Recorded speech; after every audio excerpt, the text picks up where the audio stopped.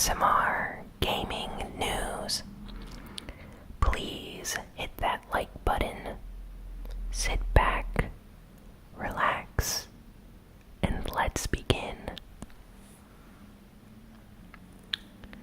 Well, the new 3D Sonic game was shown off at South by Southwest this week. They revealed the actual title for the game.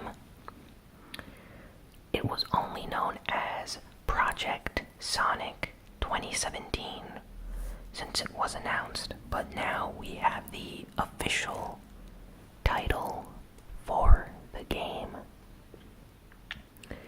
It's going to be called Sonic Forces. Apparently, Forces is a reference to the forces of good and evil. Some fans are speculating that this could mean the game will have a similar story to Sonic Adventure 2, which allowed you to play as both the good team and the bad team. So, hopefully we get a unique storyline with this game. They showed off some gameplay, and it looked extremely fast. I think they are using the Hedgehog 2 engine, and Sonic seems to have the boost features that he did in Sonic Generations. The crowd of fans that watched this gameplay footage live at South by Southwest were extremely enthusiastic, and if you look up the video on YouTube or Twitter, there's a bunch of loud fans just yelling and cheering. You can tell they really like the Sonic series, so that's always nice to see. There's also more Sonic news that was announced this week as well. Sonic Mania, which is the 2D classic style Sonic game that's going to be coming out, had an announcement, and apparently it's going to be delayed until summer. So it'll come out sometime later in the summer. No specific date was given. Originally, everyone thought that the game was coming out in spring, but they announced that they are delaying the game, so some fans are disappointed about this. But hopefully this means that they are taking time to polish the game, and there's actually some people suggesting that they decided to delay it because of the Nintendo Switch version not being fully complete compared to the PS4 version and other versions of the game that have been in development for quite some time. So there's not much confirmation on that yet, but hopefully we get some more details as the summer draws closer. The director for Overwatch, Jeff Kaplan, and I hope I pronounce his name right. It could be Kaplan, but I'm pretty sure it's Kaplan. He's the director for Overwatch at Blizzard, and he was interviewed or asked a question during some kind of interview I think he was doing online. But basically, a fan asked if he has any plans of, or if there are any plans of the possibility of bringing Overwatch to the Nintendo Switch. And Jeff replied that the team is very enthusiastic about the Nintendo Switch, and he really likes the system. So he said it would be very hard to port Overwatch to the Switch, but they're looking into it. So that's not a confirmation, but at least he's open to the idea, and I think it would be really nice to see Overwatch on the Nintendo Switch. I feel that the portability of it allows you to play with a lot of people, maybe in the same room. If you have like 8 or 12 Nintendo Switch systems connected, you could play some local multiplayer matches in Overwatch, and that would be a lot of fun. So I hope this actually comes to fruition. As of right now, the Nintendo Switch has sold over 1.5 million units worldwide. They are well on their way to reaching their 2 million units sold milestone. Nintendo seems to be very happy about this. The Switch is doing very well, and they actually announced that they are going to increase production of the Nintendo Switch in order to stock stores that are missing Nintendo Switches at the moment. So hopefully for the rest of the year there's not going to be any shortages, and anyone that wants to pick up a Nintendo Switch will be able to find one in stores after Nintendo finishes with their current production of new units. Now, what's interesting about this is that shortly after these sales numbers came out, and Nintendo announcing they're going to increase the production of their units, their stocks went up, and I'm pretty sure that their shareholders are very happy about this. So if you own any Nintendo stock, you're probably seeing some pretty good numbers right now, so hopefully that continues in an upward trend for the rest of the year. Super Bomberman R, which is the Nintendo Switch Bomberman game, is the best-selling Bomberman game since 1998. Even if there have been about 12 titles that have come out in the Bomberman series since 1998, Bomberman R is the only one that is a huge success and has outsold every other game that has come out before it. This is great news. I know a lot of people, myself included, were a little bit concerned after Hudson Soft sold the Bomberman rights to Konami, but it turns out that Konami and the former Hudson staff still know how to create Bomberman games, and it's great to see that this game did so well. The developers announced that they're going to continue to support the game with new patches and updates. So if there are any current problems with Super Bomberman, they are trying to fix them in order to make it the definitive experience. So, really happy about this, and I hope we continue to see great Bomberman games come out in the future. Next up, Horizon Zero Dawn.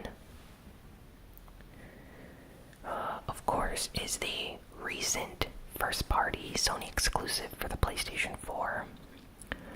And it sold over 2.6 million copies around the world. So it's well on its way to reaching 3 million units sold, which, for those that don't know, for a new IP, this is a completely new IP. For it to sell 3 million units in the first 2 weeks is extremely good. And Sony's very happy about this. The developers behind Horizon Zero Dawn are happy. And it seems like the fans of this game, the players, are very enthusiastic. I've seen lots of people mentioning it along with Zelda Breath of the Wild as a contender for Game of the Year. So, yeah, definitely a Game of the Year contender. Apparently the combat in the game is extremely fluid and intuitive, so that's definitely a plus. So, really happy to see that Sony had a successful new exclusive on their system. It's been a few years since they've actually had a new IP that did very good, because they usually focus on games like God of War or Uncharted instead of creating new IPs, because most of the time new IPs don't do so well. Games like Knack or The Order 1886, while they did sell okay, they're not considered a huge success. And this is amazing news right here, but Capcom announced the Disney Afternoon Collection for the PlayStation 4 and hopefully PC and Xbox One as well. But this is an HD collection with 1080p HD visuals. And for those that don't know, Capcom worked and developed a large number of Disney games for the Nintendo Entertainment System. They are actually considered to be some of the best games on the NES. And for the longest time, these games were not able to be ported or brought to modern systems because Disney is extremely difficult with their IPs and contracts and agreements. But it seems like Capcom managed to get a deal, and they're going to republish all these games. So that's amazing. They're going to have 6 games in this collection. DuckTales 1 and 2. It's going to have Chip 'n Dale Rescue Rangers, Darkwing Duck, and Tailspin. So 6 games. Chip 'n Dale Rescue Rangers 2, by the way, is considered to be one of the rarest and most expensive games on the Nintendo Entertainment System. So if you were a fan of that series, unless you wanted to spend a lot of money, there was no way for you to legally play this game. But now, with this collection, you can easily pick up all these games for just $20 and have them all. So, $20 for 6 games, some of which cost 10 times that amount just for one of them, is a great deal, and I can't wait to play DuckTales again. I really enjoyed that game on the NES. I've also played the Game Boy version of that game, and it's a bit inferior, but still quite good. Square Enix announced the special editions for their upcoming Final Fantasy 12 HD remaster. This HD remaster is going to be called the Zodiac Age, and it's an enhanced HD port of the Final Fantasy 12 game on the PS2.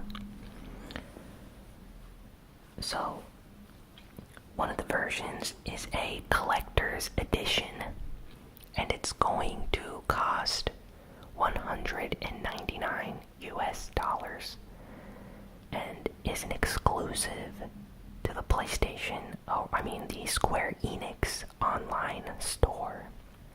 So, if you are interested in that, that's available on their store. It comes with the soundtrack, a steelbook, a complete figure bust set of like the characters from the game, some cards, like collectible cards, as well as like new artwork and stuff like that. So if you're a serious fan of the game, the collector's edition is for you. If not, then they have a limited edition, which is basically a steelbook, and a standard edition, which is just the normal copy of the game. Both the standard and steelbook edition both cost the same amount of money, $49.99. So it's probably best to pick up the steelbook for the same price. And lastly, there is the digital version up on the PlayStation Store for pre-order. This version actually comes with a free theme, so if you want a nice theme, you should probably pre-order the digital version of the game.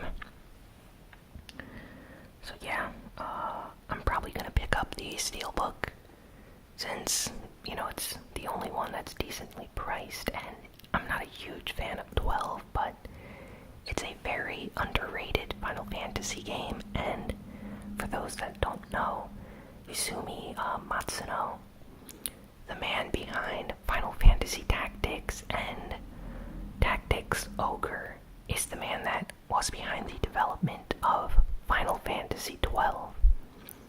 So if you like his style of games, I suggest you check out Final Fantasy 12 because it has more of a serious plot and a very unique story.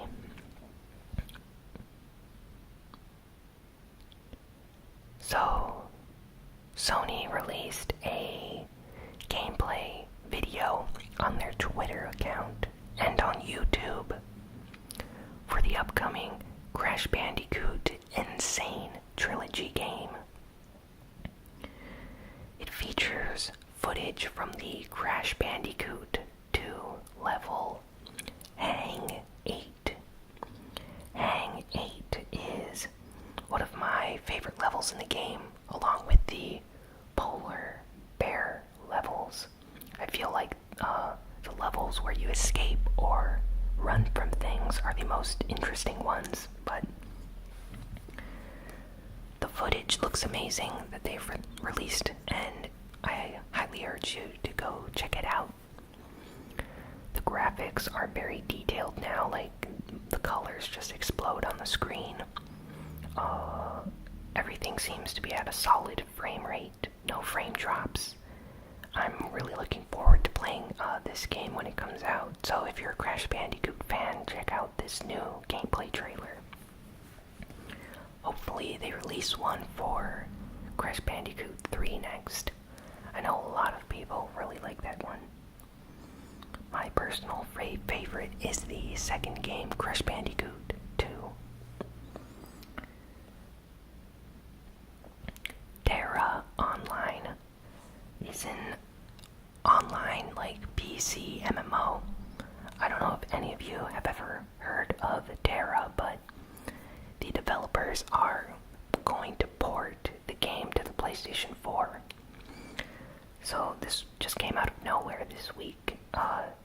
This announcement that Dara Online is going to come out on PS4. No details were given on a release date or what features would be included, but for those that don't know, Dara Online is an MMO that's entirely free to play. So if you have a PS4, chances are you're going to be able to download this game entirely for free. So yeah, I'd suggest checking it out if you are interested in MMOs. Dara came out in like 2012, 2013, if I remember correctly. And so yeah, the game has a lot of fans on PC. So hopefully bringing it to the PS4 will allow more people to experience this game. And yeah, that's all for this week. No geek news since there wasn't much released or announced. So I hope you like this video. Be sure to like, comment, share, and subscribe. And yeah, tell me in the comments what was your favorite piece of news. And I hope you all have a great week. And I will see you all next time. So long and